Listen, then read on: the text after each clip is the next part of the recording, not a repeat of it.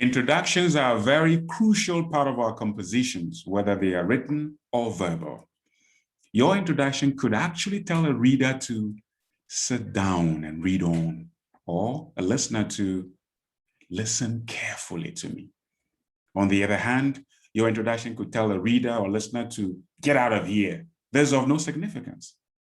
If you want your introduction to tell a reader to sit down and read on, here we go.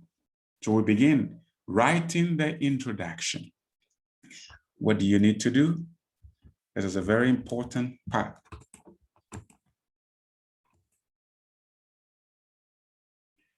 The first thing you need to do is to evoke the reader's interest. And how do you do that? Look at this picture.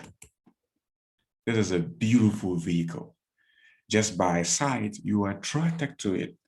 You could guess that the engine is solid, the inner beauty, beautiful. You haven't even opened the bonnet, but you could just guess because your interest in the vehicle is evoked by what you see. If your introduction is like this, beautiful. But on the other hand, look at this picture. This is very ugly. This vehicle could have good inner beauty. It could have a solid engine, but that's difficult to guess because what meets the eye is ugly. If your introduction is like this, you're doomed.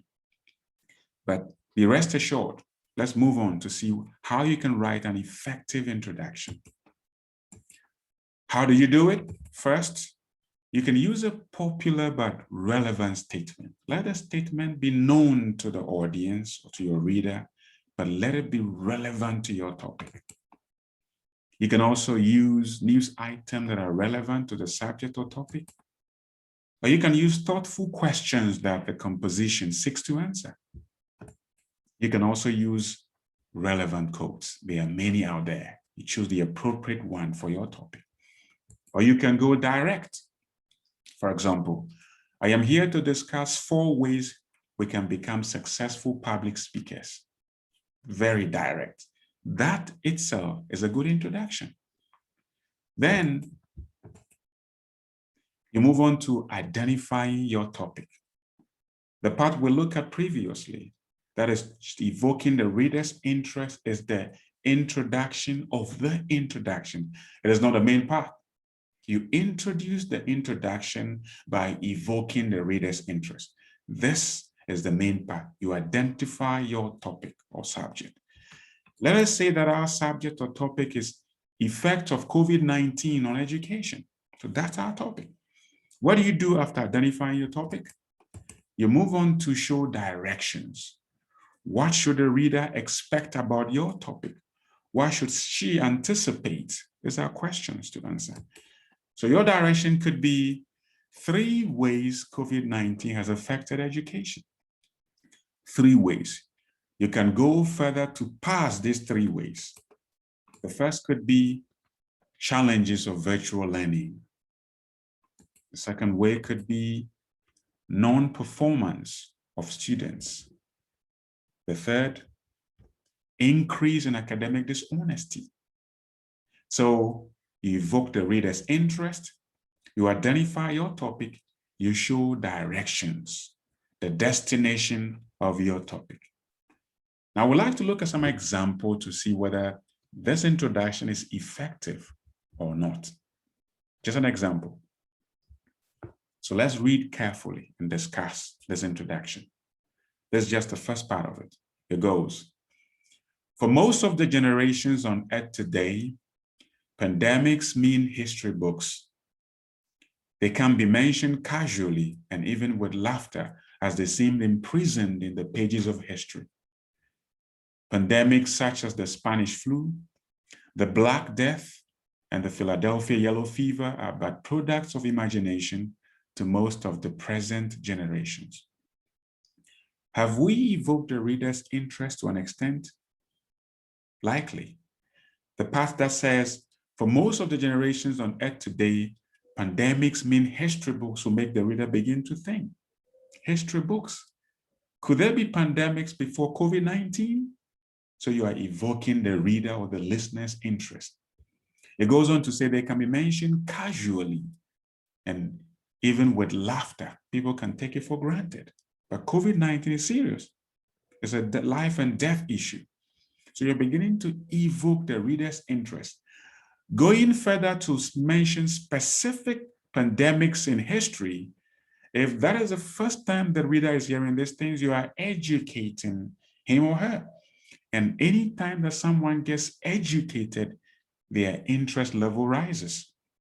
That's a fine point. Let's read on. But today, we have with us old words with new meanings, such as quarantine, hand washing, and social distancing. As light as we may take these words, they mean life and death. The moment the reader begins to read these words, quarantine, hand washing, social distancing, you're bringing the reader or the listener home.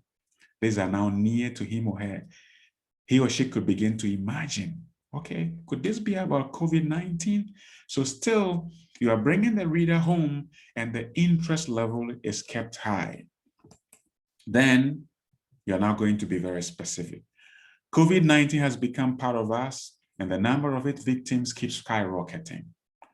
COVID-19 is devouring the human family in many ways, and its effects are heartrending. Now the reader is beginning, oh, this is about COVID-19. But what about it?